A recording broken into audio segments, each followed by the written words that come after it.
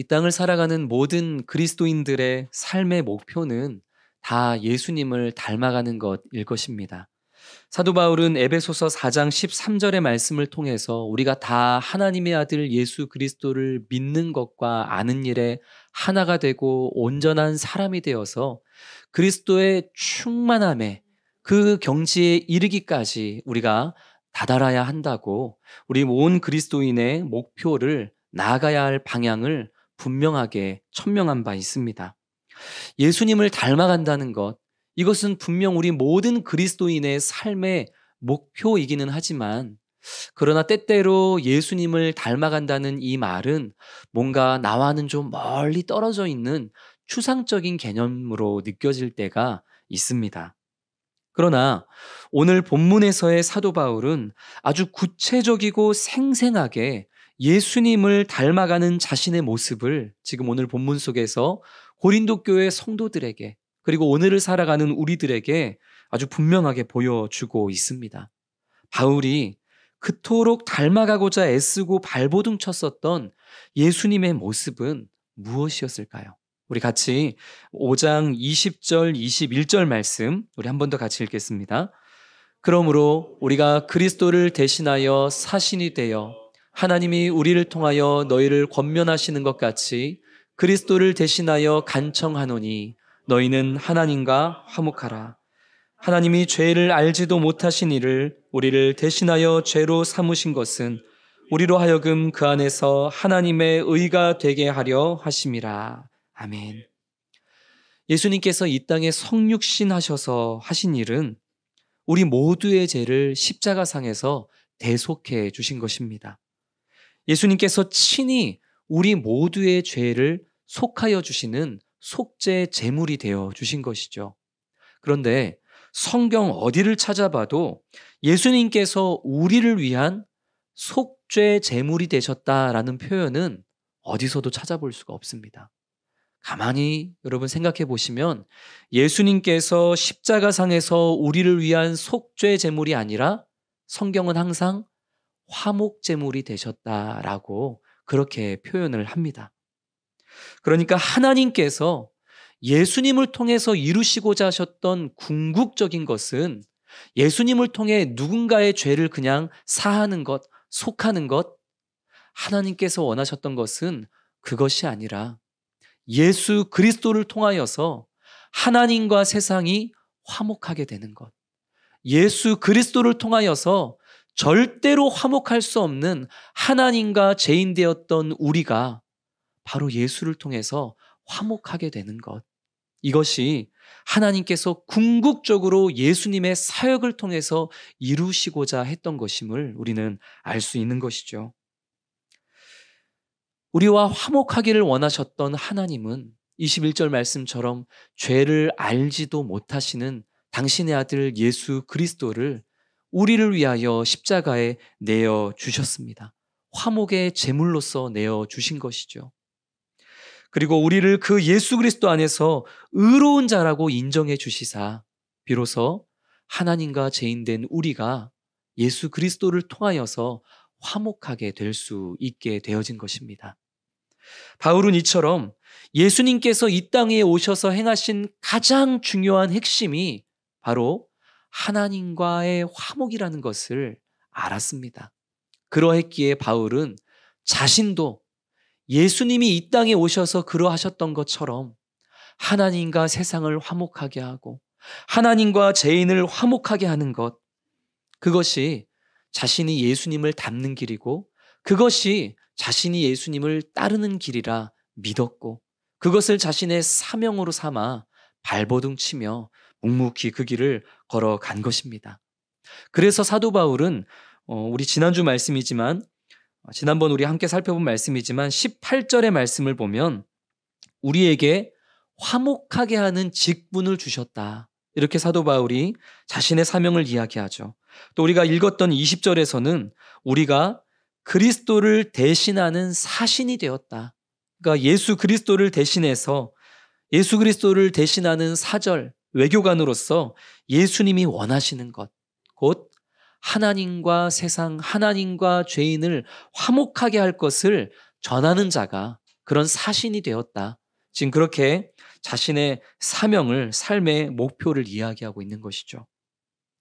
그런데 바울은요, 내가 화목하게 하는 직분을 받았다. 내가 그리스도를 대신하는 사신이 되었다. 이렇게 얘기하고 있지 않고 18절, 20절 말씀을 보니 내가 아니라 누구라고 표현하죠? 우리가 화목해 하는 직분을 받았다. 우리가 그리스도를 대신하여 하나님과 화목하라고 말을 전하는 사신이 되었다. 우리라고 표현을 하고 있습니다. 여기서 우리는 1차적으로는 지금 사도 바울과 함께 사역하고 있는 동료들을 말하는 것이겠지만 조금만 더 넓혀서 생각해 보면 예수 그리스도의 그 십자가의 보혈로 말미암아 하나님과 화목을 이루게 된 모든 그리스도인들을 포함하는 그런 말씀입니다. 지금 이곳에 모여서 수요 예배를 드리고 있는 저와 우리 성도님들 또한 예수님처럼, 사도 바울처럼 하나님과 세상을, 또 하나님과 이 땅의 죄인들을 화목하게 하는, 그런 화목하게 하는 말씀과 직분을 받은 자요. 지금 이 자리에 모여 있는 저와 성도님들이 예수 그리스도를 대신해서 이 땅에서 하나님과 화목할 것을 언제 어디 누구에게든지 가서 말해야만 하는 그런 사명을 받은 자라는 것입니다. 우리 앞뒤 양옆에 계신 분들에게 그분의 정체성을 한번 정확하게 우리 이렇게 이야기해 드리겠습니다. 당신은 화목해 하는 직분자입니다. 또 이렇게 또 한번 정체성을 서로 나눠보겠습니다. 당신은 예수 그리스도의 사신입니다. 그렇게 고백하십니까? 네. 사랑하는 성도 여러분, 예수님을 따른다는 것, 그리고 우리가 늘 많이 이야기하는 예수님을 닮는다는 것, 그것은 다름이 아니라 예수님이 우리를 위해서 그러하셨듯이 어떠한 아픔과 어떠한 눈물과 희생이 있다 할지라도 하나님과의 화목을 전하는 자가 되는 것, 그것이 예수님을 따르는 참된 길이고 그것이 예수님을 닮는 참된 삶이라는 것을 기억하면서 올 한 해 이 화목해 하는 직분에 합당한 모습으로 우리 각자에게 주어진 시간과 또 공간을 살아내는 우리 모든 성도님들이 되시기를 주님의 이름으로 축복합니다. 문제는 그게 참 말처럼 쉽지 않다는 것이죠. 하나님과 화목해 하는 사람으로 살아가고자 용기 내어서 누군가에게 복음을 전해보기도 하고 용기 내어서 전도해보기도 했는데 대상자들이 꿈쩍도 하지 않는 모습을 보면 얼마나 당황스러운지 모릅니다. 심지어 하나님과 누군가의 화목을 위해서 복음을 증거하는 나를 이상한 사람 취급하고 또 그것 때문에 내가 회사에서 혹은 공동체 안에서 불이익을 당하게 될 때, 그때는 하나님과 누군가의 화목이 문제가 아니라 나와 하나님과의 화목이 지금 금이 가는 그런 상황을 우리가 종종 경험할 때가 있다는 것이죠. 이보다 더 가슴 아프고 마음이 어려운 때는 언제일까요? 내가 전한 복음으로 인해서 하나님과의 화목을 경험했던 어떤 누군가가 그 은혜를 잃어버리고 다시 세상으로 돌아가는 모습을 보아야만 할 때, 내가 전한 하나님, 내가 전한 복음으로 인해서 하나님과의 화목을 분명히 경험했던 누군가가 거짓에 넘어가 이단의 꾀임에 넘어가는 것을 두 눈으로 보게 될 때, 그것보다 더 숨이 막히고 괴로운 일은 없습니다. 그런데 오늘 본문에서 사도 바울이 겪고 있는 어려움이 바로 이런 어려움입니다. 고린도 교회는 여러모로 참 어려움이 많은 미성숙한 공동체였죠. 그럼에도 불구하고 바울은 늘 이 고린도 교회를 마치 영적 아버지와 같은 모습으로서 사랑으로 품고 다독이고 그리고 그들의 연약함을 보듬고 하나님의 나라를 가르치고 교훈하는 일에 열심을 내었습니다. 그런데도 고린도 교회 성도 중에 일부는 바울이 전해준 복음, 그 복음으로 말미암아 깨닫고 누렸던 하나님의 은혜를 뒤로 한 채 어느 순간부터 이 고린도 교회 안에 들어와 있었던 거짓 교사들의 가르침에만 열렬하게 반응하고 아버지처럼 자신을 사랑하고 복음을 전해주고 하나님의 은혜를 체험케 해주었던 바울에게는, 그리고 하나님에게는 냉담한 반응을 보이는, 인색한 반응을 보이는 지금 그런 문제가 이 고린도 교회 안에 터져 나왔던 것입니다. 그리스도의 보혈을 통해 하나님과 화목해 되는 이 놀라운 은혜가 이제는 헛된 은혜로 전락해버리고 있는 이 가슴 아픈 상황 앞에서 바울은 고린도 교회 성도들을 향해 말합니다. 우리 6장 1절 말씀 같이 읽겠습니다. 우리가 하나님과 함께 일하는 자로서 너희를 권하노니 하나님의 은혜를 헛되이 받지 말라. 하나님의 은혜를 헛되이 받지 말라.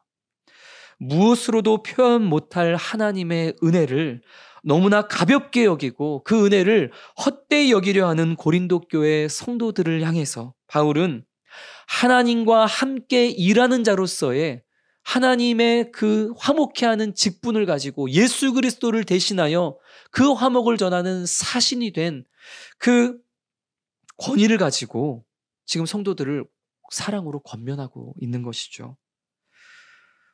하나님의 은혜를 경험했음에도 불구하고 이제 그 은혜를 잃어가고 있는 이 고린도 교회 성도들이 다시 마음을 열어서 하나님의 은혜 안으로 다시 들어와서 하나님과 화목하게 되는 그것을 사랑으로 꿈꾸며 바울은 두 가지로 고린도 교회 성도들을 권면합니다. 이 두 가지를 오늘 우리가 잠시 살펴보려고 하는데요. 첫 번째로는 말씀으로 다시 하나님의 은혜로 돌아와 하나님과 화목하게 될 것을 강권합니다. 우리 2절 말씀도 같이 읽겠습니다.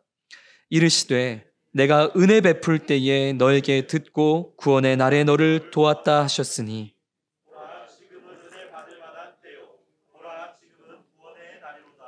아멘. 내가 은혜 베풀 때에 너에게 듣고 구원의 날에 너를 도왔다. 이 말씀은 이사야서 49장 8절에 있는 말씀입니다. 사도 바울이 지금 이사야의 말씀을 그대로 인용해서 이 은혜의 긴급성과 신속한 수용을 지금 고린도 교회 성도들에게 강권하고 있는 것이죠. 하나님의 은혜는 값을 매길 수가 없습니다. 그리고 우리에게 베풀어 주시는 하나님의 은혜의 기한은 끝이 없고 무한하죠.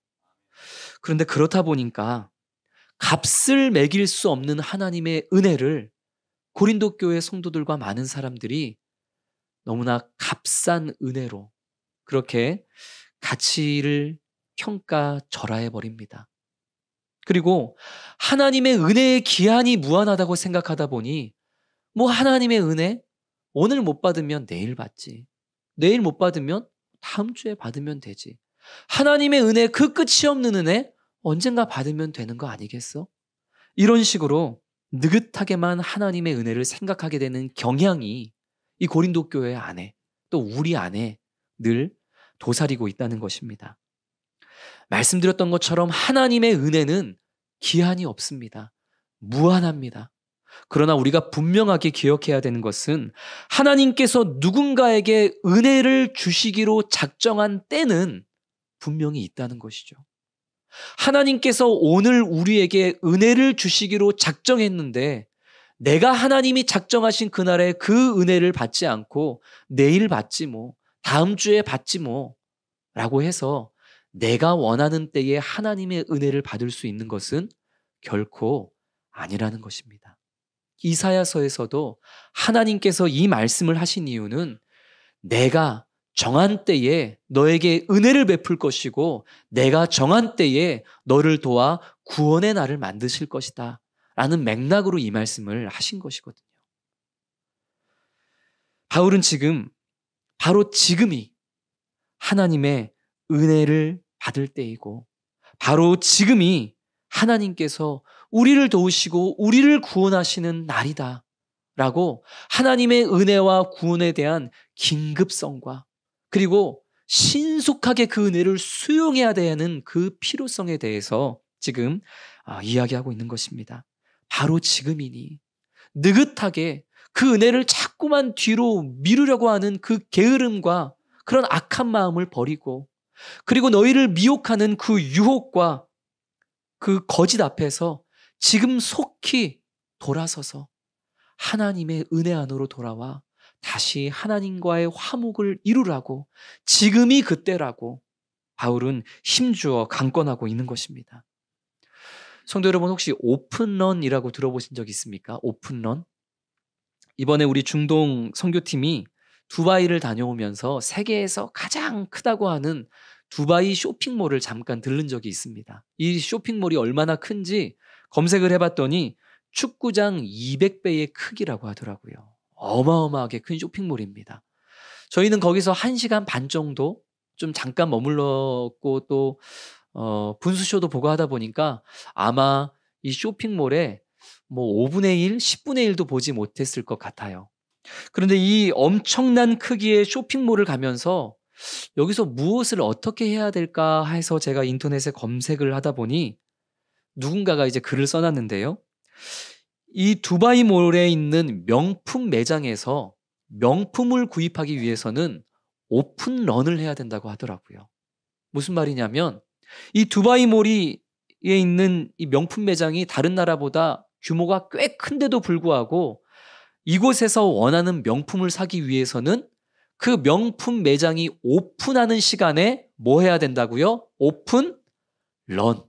오픈하는 시간에 맞춰서 뛰어가지 않으면, 더군다나 오픈하기도 전에 그 앞에 가서 줄 서지 않으면 그러면은 내가 원하는 명품은 구입할 수 없다는 그런 소스를 인터넷에 막 누군가가 올린 것을 제가 봤던 기억이 납니다.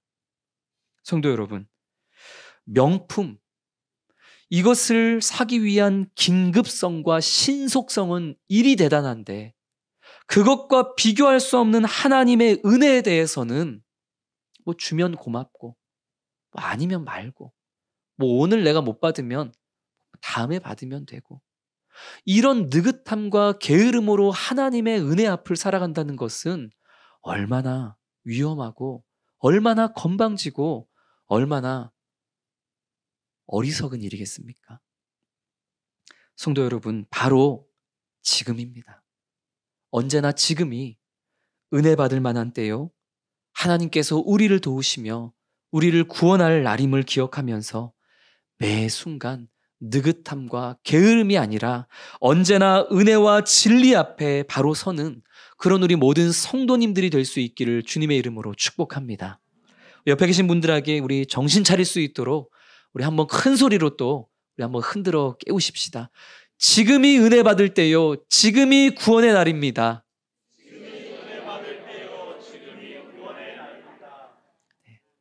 우리 느긋함, 게으름 이것들을 버리고 언제나 주님 앞에 바로 깨어있는 성도님 되기를 주의 이름으로 축복합니다. 바울은 이렇게 첫 번째로는 하나님의 말씀으로 고린도 교회 성도들이 다시 은혜 앞으로 들어오기를, 그리고 하나님과 화목하기를 강권했습니다. 그러나 바울은 말로만 강권한 것이 아닙니다. 두 번째로 바울은 삶으로 고린도 교회와 하나님과의 화목을 강권했습니다. 바울은 자신의 치열한 삶으로 하나님과의 화목을 증거했는데요. 3절 말씀을 보면 바울은 화목해야 하는 자신의 직분이 비방받지 않게 하려고, 또 아무에게라도 거리끼지 않게 하기 위해서 스스로 부단히 노력했다는 사실을 지금 당당하게 이야기합니다. 그가 삶으로 노력하고 견뎌야만 했던 것이 무엇이었는지 4절과 5절에 쭉 기록이 되어 있죠.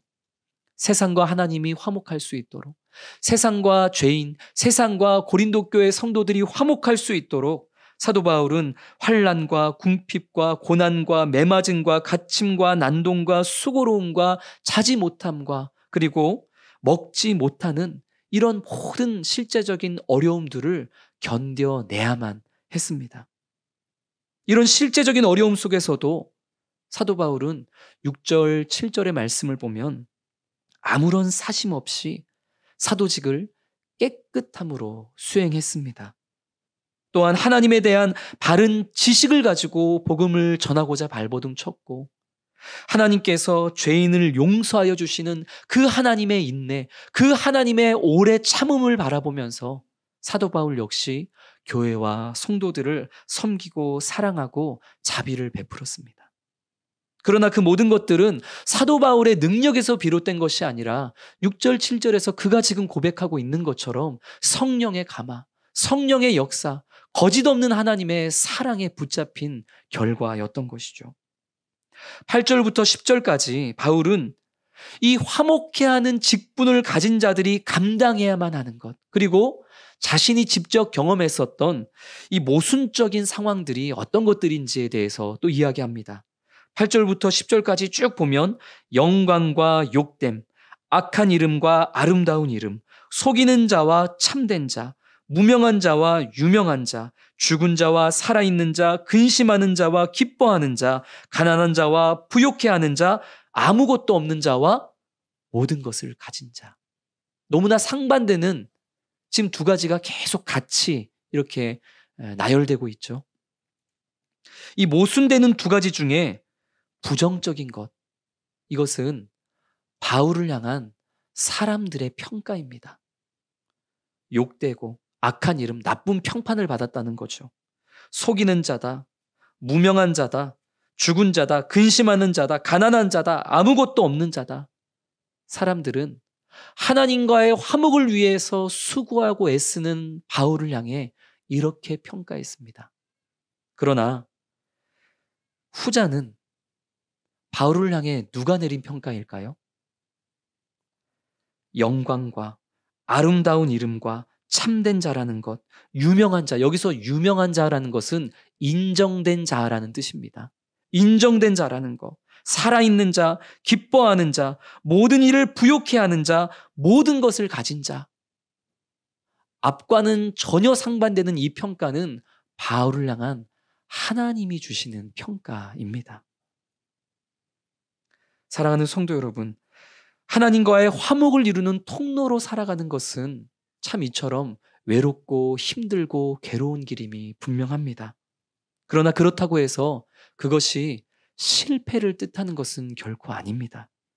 하나님은 모든 것이 합력하여 선을 이루게 하심으로 그 아픔과 그 외로움과 고통과 슬픔을 도구로 삼으셔서 반드시 승리하게 하시는 하나님이시기 때문입니다. 하나님께서는 이 모든 것을 도구 삼으셔서 화목해하는 직분을 가지고 그리스도의 대신이 되어 살아가는 그로 말미암아 그가 마음에 품은 자가 반드시 하나님과 화목해 되는 열매를 맺을 수 있도록 역사하여 주시는 것을 모두가 경험하는 우리 성도님들이 되시기를 주의 이름으로 축복합니다. 말씀과 삶으로 이렇게 성도들을 향해 강권한 사도 바울은 마지막으로 고린도 교회 성도들을 향해 이렇게 이야기합니다. 우리 11절부터 13절까지 말씀을 우리 같이 읽겠습니다.